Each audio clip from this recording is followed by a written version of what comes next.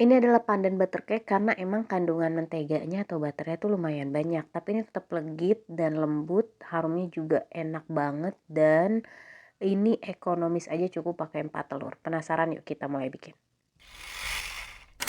Hai semua, balik lagi di channel Nimnur Islamia Muksin. Kali ini kita mau bikin pandan butter cake. Pertama kita akan mixing 4 butir telur bersamaan dengan gula pasir, juga 1 sendok teh, tapi jangan munjung banget ya, emulsifier, boleh SP, TBM atau Ovalet. Di sini kita akan mixing menggunakan kecepatan tinggi sampai dia nanti lebih kental, nanti dia akan lebih warnanya lebih pucat, dan nanti jatuhnya juga akan lebih berjejak. Kalau diperhatikan nanti dia tuh akan terlihat lebih shiny dan padat gitu. Nah kalau udah pada step kayak tadi itu udah cukup, dan proses mixing menggunakan kecepatan tinggi ini nggak lama, sebentar aja. Jadi pokoknya kalau dia udah mengembang, udah kental kayak gini, udah dicukupin aja, lalu siap untuk ditambahin dengan bahan keringnya. Kita akan menggunakan tepung terigu yang protein sedang. Kalau di Bogasari itu kita pakai yang segitiga biru ya. Lalu kemudian tambahkan dengan susu bubuk kira-kira 1 sendok makan, lalu kemudian di mix menggunakan kecepatan rendah aja dan sebentar aja ya. Ini sekadar untuk ngeratain aja.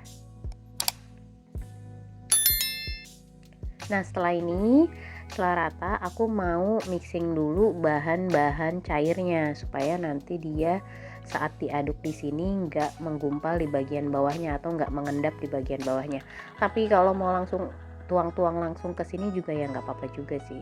Di sini aku mau campur dulu ada mentega atau butter yang udah dilelehkan, lalu kemudian aku tambahin juga dengan santan.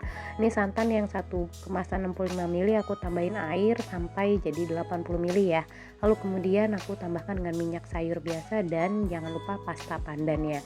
Ini sesuai selera aja, jadi aku nggak ngasih patokan, jadi bisa dilihat aja. Kalau warna hijaunya udah cukup ya boleh dicukupin, atau mau ditambahin terserah aja. Ini diaduk rata dulu, kemudian aku mau pakai metode pancing, atau aku mau ambil sedikit adonan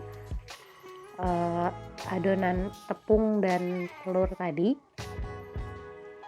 aku campurin di bahan cairnya supaya lebih kental. Jadi nanti saat diaduk di adonan keseluruhan dia nggak lama, cukup sebentar tapi udah rata gitu, dan meminimalisir kemungkinan bahan cair yang masih mengendap, karena kalau masih ada yang nggak keaduk rata nanti cake-nya ada yang bagian keras separo gitu tuh, ngejeli separo gitu. Nah itu dia masalahnya. Jadi kalau udah kental gini, ngaduknya pun cuman sebentar dan bisa dipastiin ini gampang ratanya.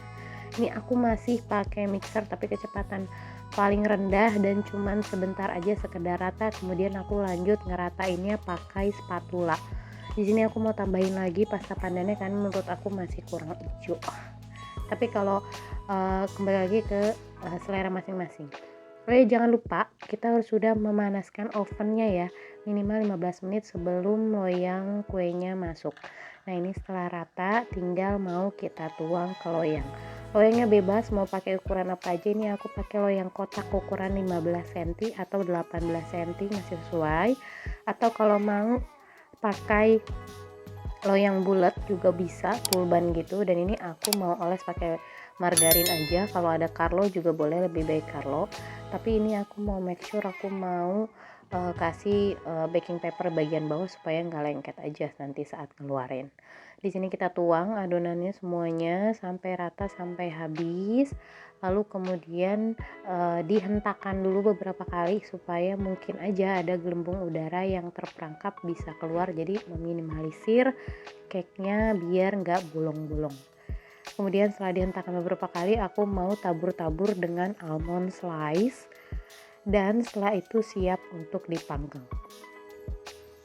Kita akan panggang di dalam oven yang sudah dipanaskan ya, di suhu 175 derajat, api atas bawah, dan ini selama kurang lebih 30-35 menit. Sesuaikan aja dengan oven masing-masing, bisa diukur ke apinya. Kalau bagian atas misalnya udah terlalu gosong bisa dikecilin gitu ya, jadi sesuaikan aja dengan oven masing-masing. 35 menit atau 40 menit lakukan tes tusuk.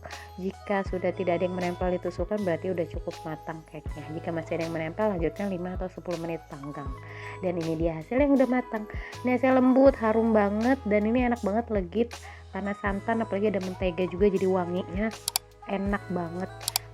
Dicoba di rumah ya. Boleh tulis juga di kolom komentar yang punya ide variasi cake apalagi, siapa tahu kapan-kapan kita coba bikin di sini. Jangan lupa juga untuk subscribe, like, comment, dan share video ini. Thank you for watching. Bye bye.